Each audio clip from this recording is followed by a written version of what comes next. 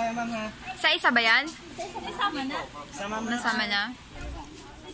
Galingan nyo po mag-post.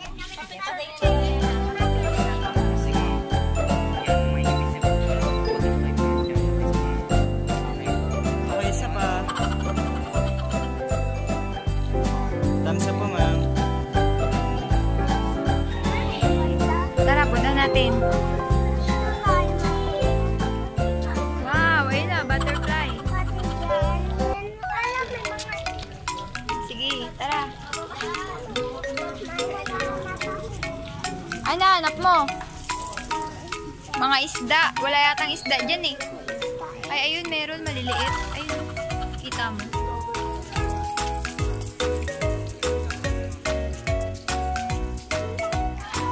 Abuso kayo.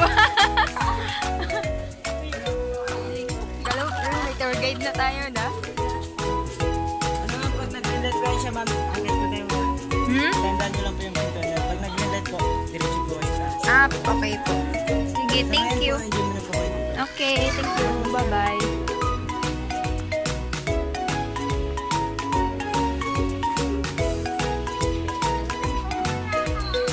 May mga? Saan? Oo nga, laki.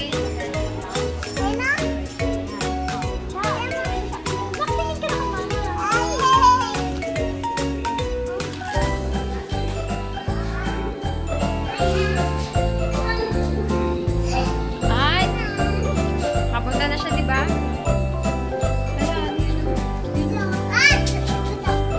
May butiki.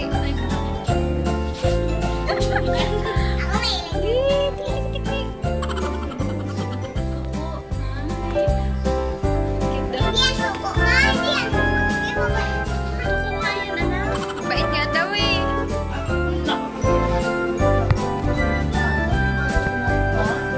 Cute. Hindi makita. Pakilap. Bulaga. Makatahan. Once na narinig niyo po yung toko, Lapitan yun natin, ay no? lalaki. Nang aattract or nanliligaw siya sa babae. Takot ka? Mas dark yung color ng lalaki kaysa sa babae. Pag malakas yung toko, mas effective yun sa babae. Pero pag, kaya ito yung twist ng toko din namin. Siya po, imported na gecko. Siya yung ginagawang pet or alaga na ibang tao. Okay. Na-import gecko ang tawag sa kanya. Sila ma'am sir, harmless. Ako yung nangangagat.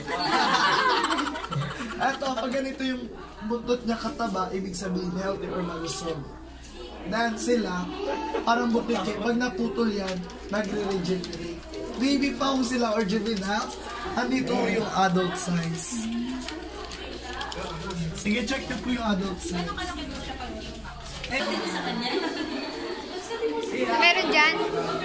Ano yan? Baboy-baboy? English nga, English. Ano ang pangalan? Ha? Cockroach. Coaches namin or Yung kinakain ba yan, eh? yan. Yan na tayo yung kinakain.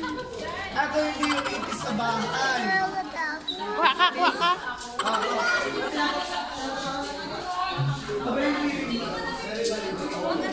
Ay. Diba yung Makate? Mas malaki yung babae kaysa sa lalaki. Yung lalaki, yung babae. Ay, babae. At yung babae kaya hindi pumaproduce ng egg kahit walang lalaki. Hindi pumabot ng 100 to 100. Saan? Actually, Ano yan? sa baboy-baboy, kuto-kuto, puro-kuto.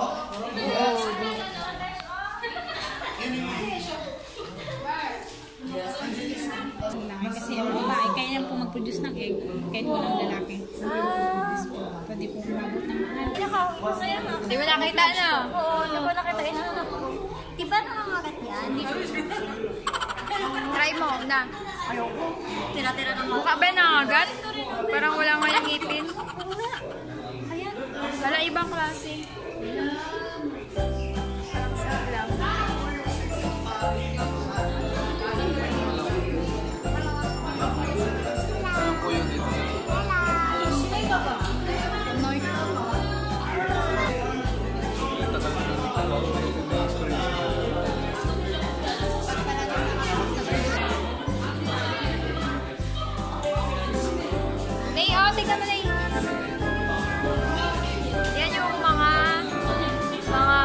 Saan?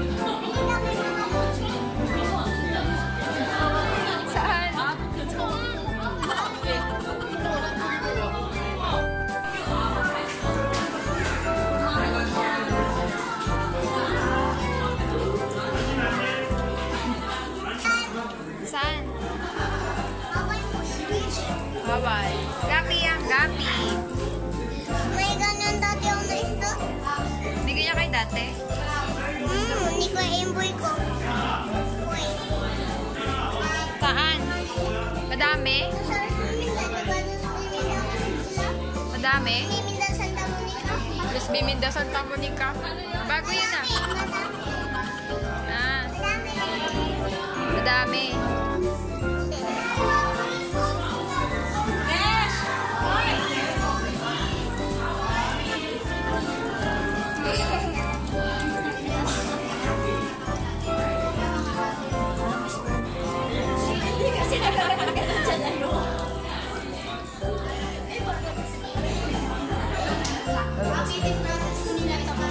Ay, wala.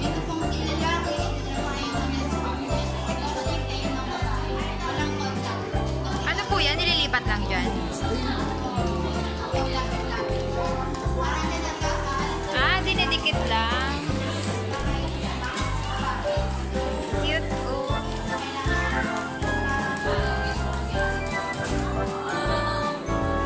Dinidikit lang nila guys, tapos dinidisplay nila doon. Wala na, malis na.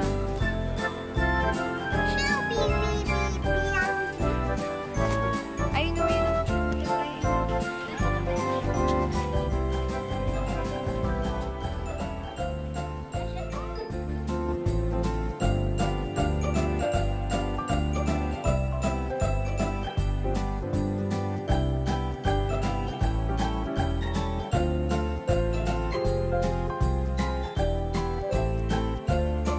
Hi ka! Nay! Hi ka, Nay! Ay ka. Dito, makamera. Sabi ka, we're here. Dito po kami ngayon sa... Oh, nagbablog na. Ikaw daw na. Hi, good afternoon. We're here now at the Butterfly Garden. Oh, English! Wala. Let's go. Let's join us. Marami kaming ipapakita sa inyo ng mga animal. Ako sing animal ninyo.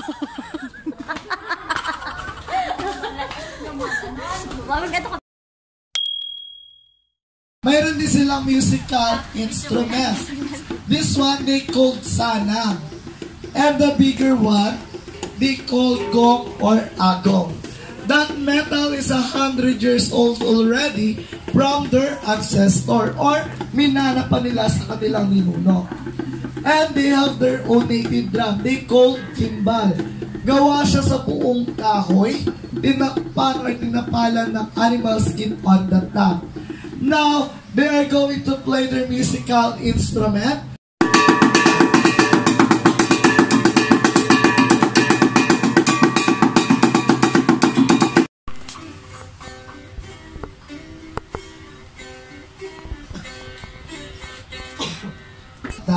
To adjust the sounds.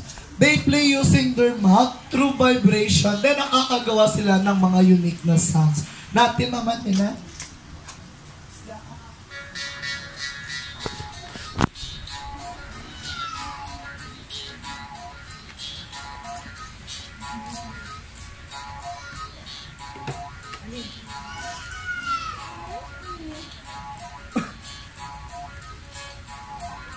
Most of their music, ma'am sir, is all about nature. Ayan.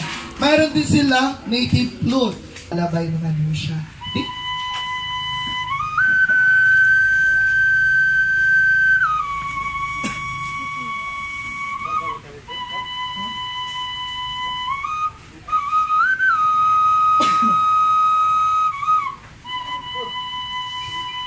Okay, ayan. Yung tawag sa process na yan is santikan or friction naman siya sa English.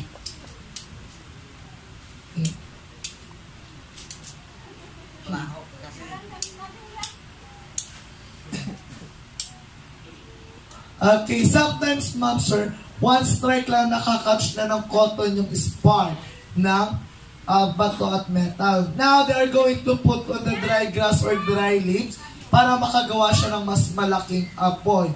Kahit may phosphorine lighter na tayo, mas prepared pa rin nilang gamitin yan para may pasa sa susunod na henerasyon. By the way, sila nila. Parang jowa ko, manhid na rin. Ito yung kanilang torch or yung ilaw sa bundok. 1 foot nito nagtatagal sa kanila ng at least 3 to 5 nights. It depends how they use it. Then, naniniwala sila na yung usok nito nakapagtataboy ng bad spirit or even the bad lungs. Maganda rin siya for aromatherapy para sa sakit ng ulo at sakit ng tiyan. Purong tagtapo siya na binalutan ng tuyong dahon. Tawag dito yung salong or sahing. Papamoy ko sa inyo yung usok para siyang incense at kamangya naman. Maya-maya ako mahihilo na ho kayo.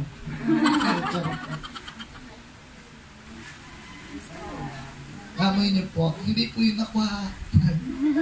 Yung usap po doon. Maasim na ako. Okay, ma'am, sir, that's all. Then, if you want to say a thank you in their dialect, let's say, makansang salamat. Makansang salamat. Yan. Makansang salamat. Makansang salamat, guys. It means thank you so much din daw. So, pwede na ho kayo magpa-picture kasama sila. Then, we have a photographer to assist you para magkuha ng pictures. Yan po sila yung mga full-blooded native Palaw and then, may alaga rin silang snake doon sa basket. Baka gusto nyong hawakan. Huwag na ho kayo sa nose. Ako pa nga yung may rabies eh. No, ma'am. Nanliling kiss ho siya. Or, bago kayo kakainin, babalikin niya lahat ng buto mo sa inyo. Dadalhin ko dito expo. Naku, pwede na. Ano na? Dadalhin ko dito ex ka, mapakagat ko dyan. Hindi nga daw nakakagat eh. Ay, naku, Papalensin ko para kumipis siya. Lalo.